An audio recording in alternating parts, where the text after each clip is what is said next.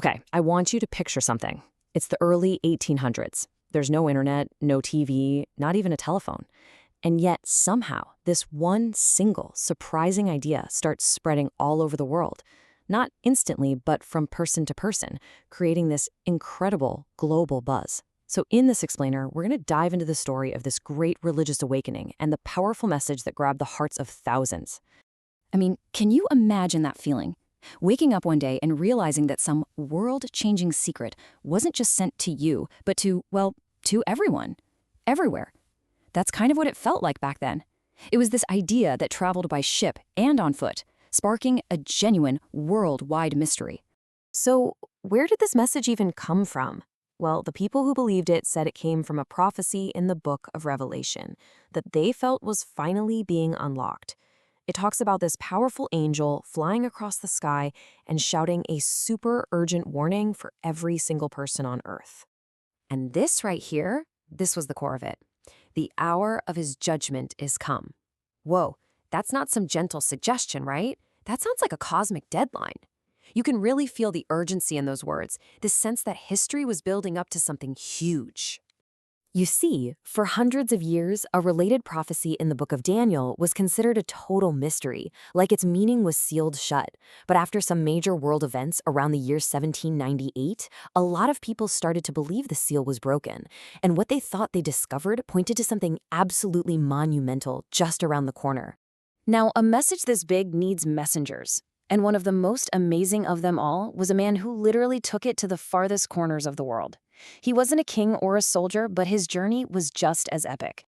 Let me introduce you to Joseph Wolff. This guy had an unshakable mission. He was born in Germany, the son of a Jewish rabbi, but he ended up taking a different path. He embraced Christianity and this urgent message about the coming judgment. And that belief fueled him to go on a journey that would push him to the absolute limit. And let me tell you, this was no vacation. Wolff's journey was unbelievably dangerous. He trekked across deserts in Africa, over mountains in Asia, and all the way to America. He was robbed, starved for days, even sold as a slave. Get this, 3 different times he was sentenced to die, and all 3 times he somehow managed to escape. So you'd think traveling through all that danger, he'd be heavily armed, right? Well, when people warned him about it, Wolff's response was simple. His faith was his weapon.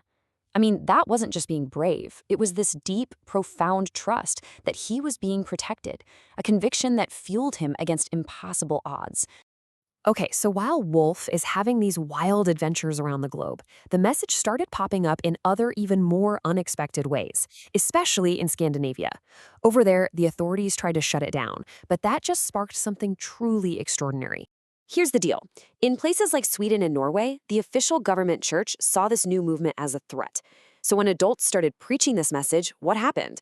They were arrested and tossed in prison. It really looked like the whole thing was going to be stopped before it even got started. With all the grown-up messengers locked away, they had a huge problem. How could the warning keep spreading? Who on earth would be brave enough to step up and take their place?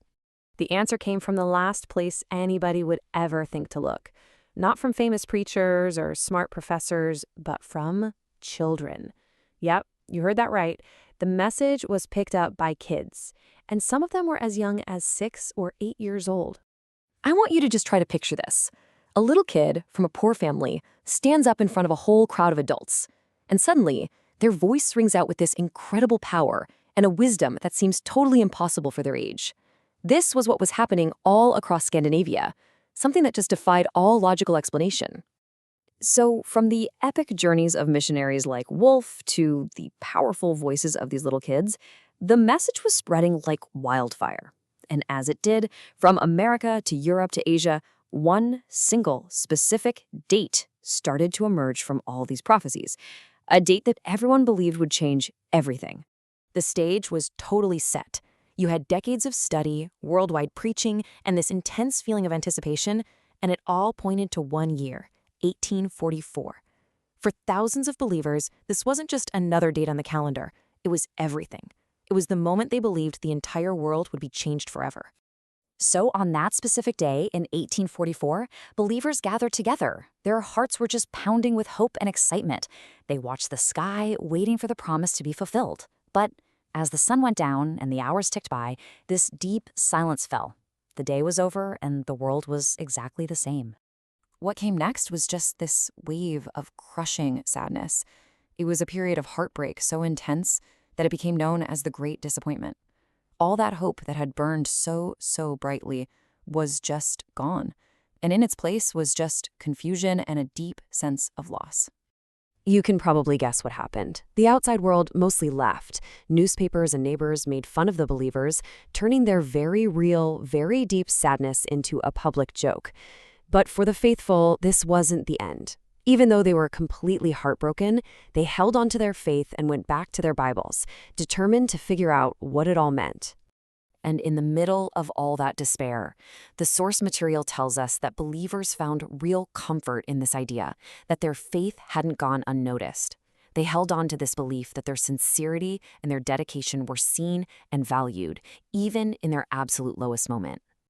And this whole story leaves us with a really universal question. What do you do when your deepest, most sincere hopes just don't come true? It's more than just a story from the past. It's a powerful look at faith, at what happens after disappointment, and at the incredible resilience of belief.